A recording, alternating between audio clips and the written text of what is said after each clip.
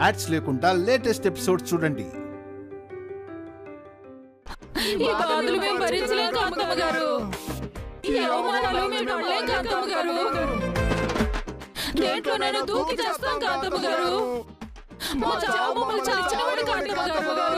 హే ఆపండి.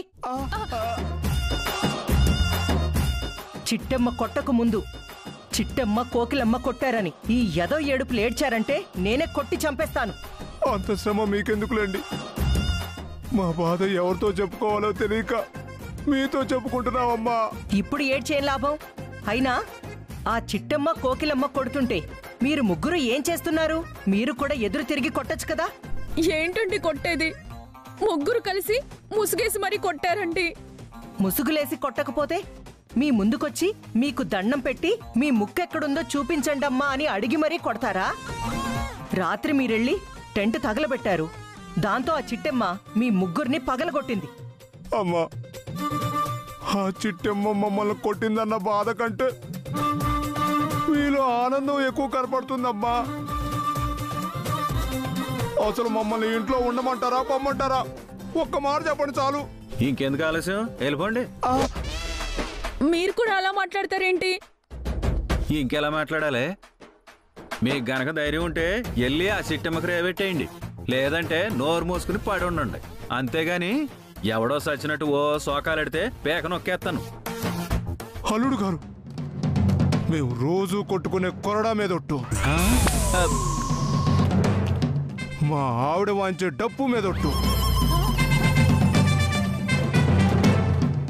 కాళ్లకు గజ్జలు కట్టెగిరే నా కూతురు మీద ఒట్టు,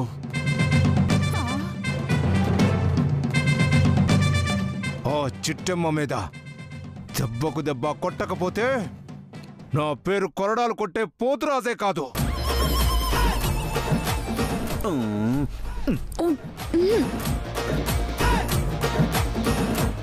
ఏంట్రా?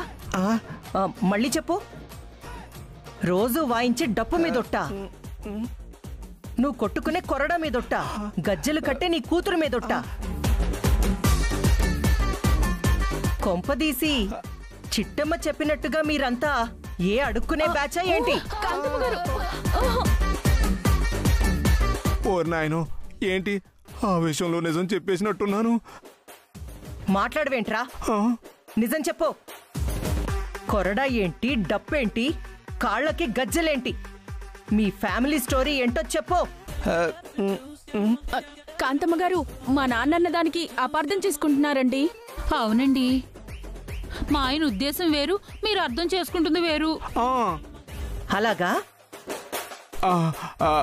అయితే వాటి ఉద్దేశం ఏంటో నాకు చెప్పు. చెప్పరా? చెప్తాను. రోజు వాయించుకునే కొరడా మీద ఒట్టంటే చిట్టమ్మని రోజు కొరడాతో వాయిస్తాను అని. నా పెళ్ళాం వాయించే డప్పు మీద ఒట్టు అంటే నా పెళ్ళాం వాళ్ళందరినీ డప్పులా వాయించేస్తుందని అర్థం. ఓ, అలా చెప్పావా? అలాగే చెప్పాలి కదా, లేకపోతే మీరు ఇంట్లో ఉండిస్తారా ఏంటి? ఏంటి ఏమన్నావు? ఏం లేదండి, ఏం లేదు. ఇంత పెద్ద పదాలని అర్థం చేసుకునే వాళ్ళు చిన్న భాషను అర్థం చేసుకోలేరా అంటున్నాను. నా మనుషులని కూడా చూడకుండా మిమ్మల్ని కుక్కని కొట్టినట్టు కొట్టిన ఆ చిట్టమ్మని వదిలిపెట్టను. రేపు మన ఊళ్ళో జరగబోయే పొట్టేళ్ల పోటీలో ఇంతకింత పగ తీర్చుకుంటాను. మీతో పెట్టుకుంటే ఎలా ఉంటుందో చిట్టమ్మకి రుచి చూపిస్తాను. సూపర్. మీరు ఇదే మాట మీద నిలబడండి. మేము ముగ్గురు మీకు అండగా నిలబడి వాళ్ళ ముగ్గురిని చిత కొట్టేస్తాం. మీ పనికి మాలనాడ మాకేం అక్కర్లేదులే గాని ఆ లత పేరు మీద ఉన్న 50 ఎకరాల పొలం ఎలా నొక్కేయాలో అదే ఆలోచించండి. బాయా, ఆ 50 ఎకరాల సంగతి నాకొదిలే. రేపు మాత్రం ఆ పొట్టేళ్ల పోటీలో చిట్టమని చితక్కొట్టేయాలి. ఓ కోకిలమ్మని ఫుట్బాల్ ఆడేయాలి. ఆ నీలాంబరిని తుక్కు తుక్కుగా తన్నియాలా. అలాగే తందురు గాని మళ్ళీ వాళ్ల చేతుల్లో తన్నులు తినకుండా చూసుకోండి. అలా భయపెడతారేంటమ్మా? ఆ చిట్టమ్మని తక్కువ అంచనా వేయకండి. నేను లేకుండా మీరెళ్ళి ఉడత ఊపుడు ఊపాలని చూశారో చిడతలు వాయించినట్టు వాయించేస్తది. అర్థమైందమ్మా. మీ సపోర్టింగ్ లేకుండా మేమెందుకు కాలు దూవుతాం? దువ్వితే కాలు విరిచేసి చేతిలో పెడుతుంది. జాగ్రత్త. ఇంతకీ రేపు పొట్టేళ్ల పోటీలో ఏం చేయబోతున్నాం? రేపు పొట్టేళ్ల పోటీలో ఆ వీరనారాయణ్ణి రెచ్చగొట్టి మరి పోటీలో పాల్గొనేలా చేస్తున్నాను. ఆ లత పేరు మీదున్న 50 ఎకరాలు మనం స్వాధీనం చేసుకోబోతున్నాం. మమ్మల్ని ప్లాన్ చేయమని చెప్పి మీరే పెద్ద ప్లాన్ చేశారమ్మా. ఎస్, మిమ్మల్ని నమ్ముకుని కూర్చోడానికి నేనేమైనా కొరగాని కాంతమ్మని అనుకున్నారా? కాదు, కాకినాడ కాంతం ఇక్కడ. చూడండి, రేపు జరగబోయే పొట్టేళ్ల పోటీలో మన పొట్టేలే గెలుస్తుంది, చిట్టెమ్మ పొట్టేలు ఓడిపోతుంది. ఆ తర్వాత ఆ 50 ఎకరాల పొలం ఈ కాంతమ్మ స్వాధీనం అవుతుంది. అవునే చింతపడి, మనకి 50 ఎకరాలు రాబోతుంది.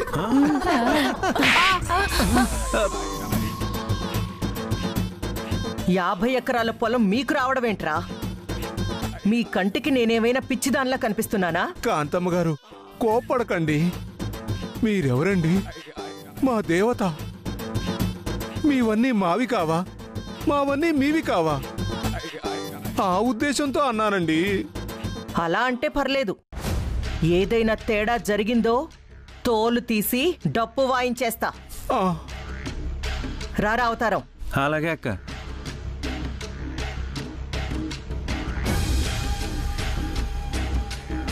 ఏమే ఈరమ్మా, పాపం కాంతమ్మ ఆ 50 ఎకరాల పొలాన్ని నొక్కేసి ముఖ్యమంత్రి అయిపోవాలనుకుంటుందేమో. అవునయ్యా, కానీ ఆ 50 ఎకరాల పొలం మనం నొక్కేస్తామని దానికేడు తెలుసు. ఆప్తారా? మనం ఇంట్లో అడుగుపెట్టింది ముష్టి 50 ఎకరాల కోసం కాదు, కాంతమ్మ యావదాస్తిని నొక్కేయడానికి. ఆ, ఆ రోజు అతి దగ్గరలోనే ఉంది. ఆ,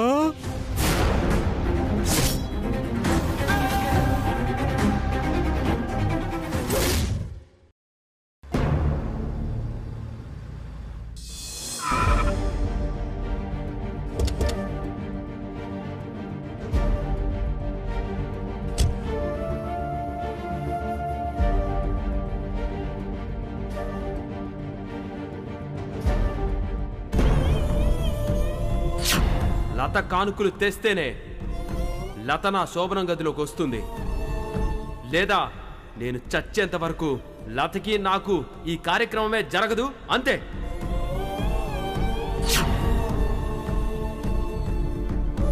ఏడిక్కడే ఆగిపోయావు? పద లోపలికి. నువ్వు బలవంతం చేస్తే వచ్చాను గాని నాకు మాత్రం వాళ్ళు అడిగిన కానుకలు ఇచ్చేంత వరకు ఆ ఇంట్లో అడుగు పెట్టాలని లేదక్కా. తప్ప, ఇది నీ అత్తారిల్లు. మనుషులు దగ్గరవుతుంటేనే మనసులు దగ్గరవుతూ ఉంటాయి. దగ్గరైన మనసులో మనుషులు కూడా దగ్గరగానే ఉండాలని కోరుకుంటాయి. వర్మని నువ్వు కలవడానికి, వర్మ మీద నీకెంత ప్రేముందో వర్మ తెలుసుకోవడానికి ఇదొక అవకాశం అనుకో. ప్రేమని అర్థం చేసుకోవడానికి ప్రేమించే మనసుంటే చాలనుకున్నాను. కానీ ఇలా మనసులో ఉన్న ప్రేమను మనుషులకి అర్థమయ్యేలా చూపించాల్సి వస్తుందని కల్లో కూడా అనుకోలేదక్కా. నీ భర్తను నువ్వు కలవడం తప్పేం కాదమ్మా. మేమేం చేసినా మీ ఇద్దరిని కలపడానికే చేస్తాం. దయచేసి నా బాధను అర్థం చేసుకో. అలాగే బావా, ఈ ప్రపంచంలో నన్ను ప్రేమించేవాళ్ళు, అభిమానించేవాళ్ళు ఎవరున్నారు? మీరేం చెప్తే అదే చేస్తాను. వెళ్దాం పద.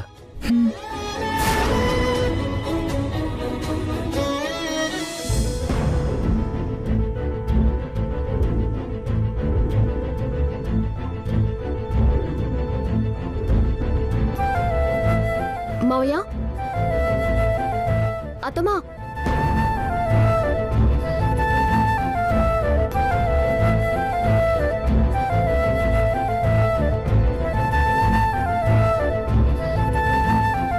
చిట్టమ్మా, అక్కడే అయిపోయారేంటి?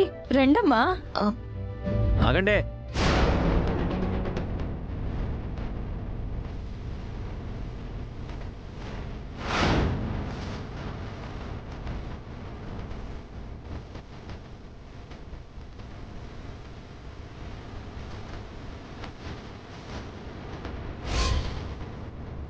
నేను పెట్టిన కండిషన్లు మర్చిపోయారా? లేదంటే నేను కూడా మర్చిపోయాను అనుకున్నారా? మర్చిపోలేదు మావయ్య. ఈ ఇంటి గడప తొక్కడానికి నువ్వు అడిగింది సిద్ధ కాగితం కాదు మావయ్య, నా సెల్లెలి జీవితం. మీరు అడిగిన కానుకలు, కట్నాలు అన్నీ తెచ్చిన తర్వాతే నా చెల్లితో కలిసి మీ గడపలో అడుగెడదాం అనుకున్నాను. కానీ అతిథులుగా మీరు మా ఇంటి గడపలో అడుగెట్టాల్సిన అవసరం వచ్చిందని మీతో మాట్లాడడానికి వచ్చాము. డొంక తిరుగుడు మాటలొద్దుదినా. మా నాన్నగారు అడిగిన కానుకలు తెచ్చారా లేదా? వర్మ, మేమొచ్చింది లతని కాపురానికి పంపించడానికో, లతకి కానుకలు ఇవ్వలేము మమ్మల్ని క్షమించమని అడగడానికో కాదు. రేపు జరగబోయే 16 రోజుల పండక్కి మీరు కుటుంబ సమేతంగా మా ఇంటికి రావాలని ఆహ్వానిస్తున్నాను. ఏంటి 16 రోజుల పండక్కి మేమంతా రావాలా? మమ్మల్ని ట్రాప్ చేయడానికి ఇదో ప్లాన్ చేశారా? మావయ్య, మా నాన్న అన్న దాంట్లో తప్పే ఉంది. మీరే గనక నిజాయితీ పరులు, ఇచ్చిన మాట కట్టుబడి ఉండేవాళ్ళైతే ఇలా ఒట్టి చేతులతో ఊపుకుంటూ వచ్చేవాళ్ళు కాదు. రే వర్మ, బంధువులతో ఇలాగేనా మాట్లాడేది? ఎవరమ్మా బంధువులు? వాళ్ళు బంధువులా? నిజంగా వాళ్ళు మన బంధువులు అయ్యుంటే ఇచ్చిన మాటకి కట్టుబడి కానుకలతో అడుగు పెట్టేవాళ్ళు. ఇలా కబుర్లు చెప్పడానికి వచ్చిండేవాళ్ళు కాదు. వర్మ, మీ అంత ముక్కుసోటిగా, మీ అంత నిర్మోహమాటంగా మేము మాట్లాడలేకపోవచ్చు. కానీ మేము చెప్పదలుచుకుంది ఒకటే. మా ఇంట్లో జరపబోతున్న 16 రోజుల పండక్కి మీరంతా సకుటుంబ సపరివార సమేతంగా మా ఇంటికి రావాలి. అక్కడ మేమిచ్చే ఆతిథ్యం స్వీకరించాలి. ఆ తర్వాత మేమిచ్చే కానుకలు పుచ్చుకొని నా చెల్లెల్ని మీరే స్వయంగా కాపురానికి తీసుకురావాలి. అది చెప్పడానికే వచ్చామా. విన్నావు కదరా? 16 రోజుల పండక్కి వెళ్తే వాళ్ళు ఇస్తామన్న కానుకలు ఇస్తారంట. అప్పుడే లతని మనతో పాటు పంపిస్తారంట. నాకు నమ్మకం లేదు వదినా. కానుకలు ఇవ్వకుండానే లతని కాపురానికి పంపించడానికి చిట్టెంబొదిన వేసిన కొత్త ప్లాన్ ఏమో అనిపిస్తుంది. ఆప్తావా ఆప్తావా ఆప్తావా ఆప్తావా?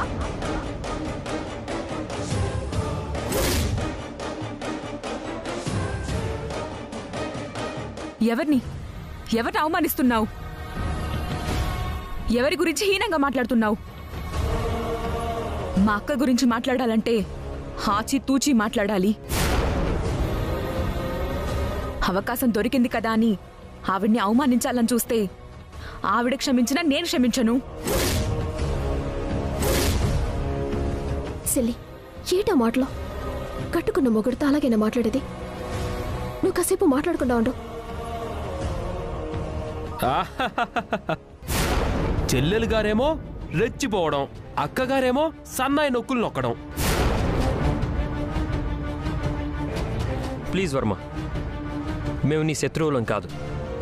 మీరు అవునన్నా కాదన్నా మీ బంధువులం. ఆచారాలని సాంప్రదాయాలని మీరు మర్చిపోవచ్చేమో కానీ మేము వాటిని గుర్తుపెట్టుకొని మిమ్మల్ని ఆహ్వానించడానికి వచ్చాం. కనీసం ఆచారాలని సాంప్రదాయాలని కూడా పాటించడం రాని మీకు జమీందారులని చెప్పుకునే అర్హత కూడా లేదు. హలో బ్రదర్, నోటికొచ్చినట్టు వాగితే ఇక్కడ పడ్డానికి ఎవరు సిద్ధంగా లేరు. రే నువ్వాగరా. సరే, మీరు చెప్పినట్టుగానే 16 రోజుల పండగకు వస్తాం. మీరు కానుకలు ఇస్తారన్న గ్యారెంటీ ఏంటి? నాకు క్లారిటీ కావాలి. వాళ్ళు మన క్లారిటీ ఇవ్వడమేంటి నాన్న, మనమే వాళ్ళ క్లారిటీ ఇవ్వాలి.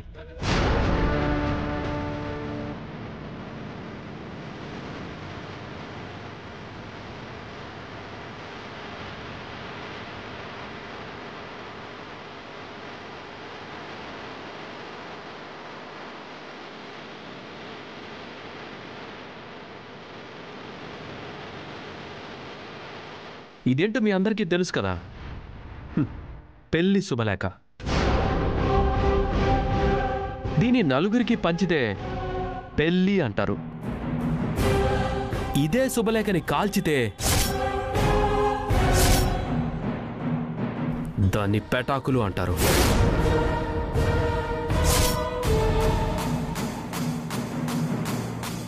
పదహారు రోజుల పండగలోపు మీరు గనక మాకు కానుకలు ఇచ్చారా, శుభలేఖ శుభంగా ఉంటుంది. లేదా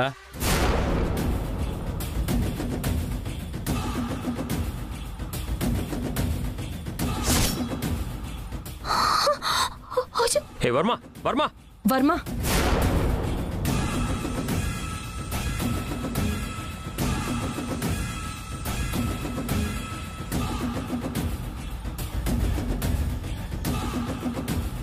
ఇలా అగ్నికి ఆహుతైపోతుంది.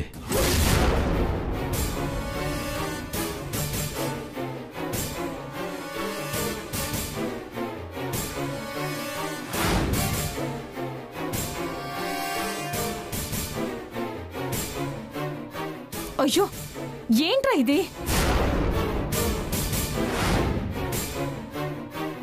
వర్మ, ఏంటి పిచ్చి పని? నా కొడుకు పిచ్చి పని చేయలేదు చిట్టమ్మా, మీరు పిచ్చి పని చేయకుండా హెచ్చరించాడు. ఏంటి సార్, రాను రాను వర్మ ఇలా సైకోలా తయారవుతున్నాడు. ఎవరు సైకో? నేనా? నేనా? వర్మ, ఏంట్రా ఈ పిచ్చి పని? ఇలా చేస్తే ఎవరైనా సైకో అనే అంటారా? ఎవ్వరేమనుకున్నా నాకేం బాధలేదమ్మా.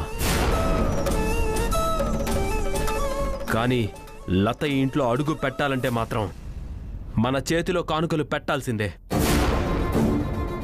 మనుషుల్ని ప్రేమించడం మానేసి వస్తువుల్ని ఆస్తుల్ని ప్రేమిస్తున్నారంటే ఏమో అనుకున్నాను. కానీ ఇప్పుడు నిన్ను చూసాకే అర్థమైంది. వాడుకుని వదిలేసే వస్తువుల్ని ప్రేమిస్తున్నారు, ప్రేమించాల్సిన మనుషుల్ని వాడుకొని వదిలేస్తున్నారు అని. నువ్వు అడిగిన కానుకలన్నీ ఎట్టి పరిస్థితుల్లోనూ రేపు 16 రోజుల పండుగ నాడు ఇచ్చేద్దాము. అలాగే చిట్టమ్మా, నీకు నేను మాటిస్తున్నాను. నువ్వు కోరుకున్నట్టుగానే 16 రోజుల పండగకు వస్తాం.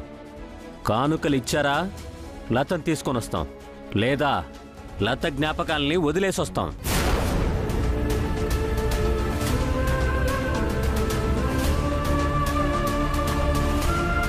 మీ మనసులు వదులుకోవాలని ఆశపడుతున్నాయి, మా మనసులు కలుపుకోవాలని ఆరాటపడుతున్నాయి.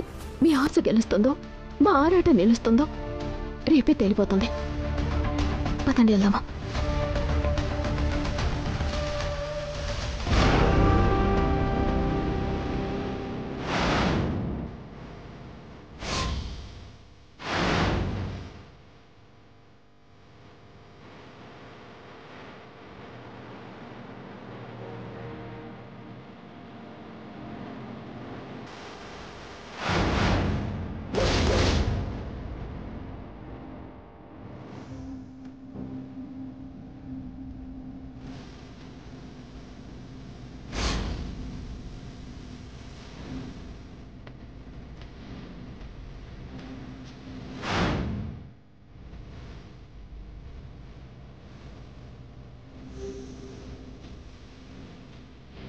వర్మ, ఏంటది? నీ పెళ్లి ఫోటోలో లత ఫేస్ కనబడకుండా చేశారేంటి? అన్నయ్య, ఎందుకంత కంగారు పడుతున్నారు? నాకు లతకి పెళ్లి జరిగిన విషయం కాకినాడలో కొంతమందికి మాత్రమే తెలుసు. మిగతా వాళ్ళందరికీ తెలియకుండా ఉండాలనే లత ఫేస్ అలా కనపడకుండా కవర్ చేశాను. తెలిస్తే ఏమవుతుంది వర్మ? నువ్వు నా పెళ్ళవన్న విషయం బయటపడిపోదు. పొరపాటున మీరు కానుకలు ఇవ్వలేదో మేమెలాగో మిమ్మల్ని గెంటేస్తాం. ఆ తరువాత ఊరి జనాలందరూ శేఖర్ వర్మ భార్య మొగుణ్ణి వదిలేసిందంట అని చెప్పుకుంటే ఎవరికి చిన్నతనం? మాకే కదా. అందుకే కానుకలతో వచ్చావా నీ మొహం మీద అంటించిన స్టిక్కర్ పీకేస్తా. తీసుకురాలేదా ఆ ఫోటోలో నుంచి నిన్నే తీసేస్తా. వర్మ, వర్మ, వర్మ, వర్మ.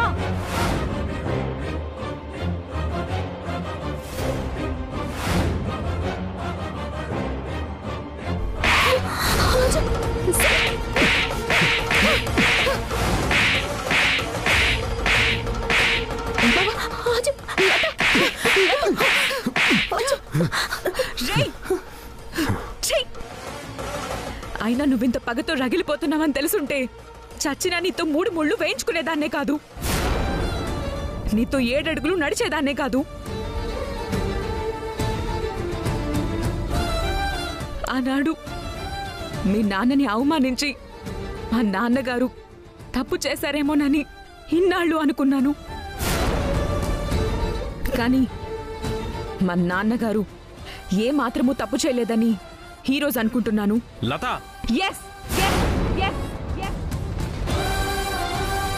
నువ్వు నా మీద చూపించిన ప్రేమ అబద్ధం, నాతో మాట్లాడిన మాటలు అబద్ధం, నువ్వు చేసిన భాషలు అబద్ధం, నువ్వు చూపించిన ఆశలు అబద్ధం. టోటల్గా నువ్వే పెద్ద అబద్ధం.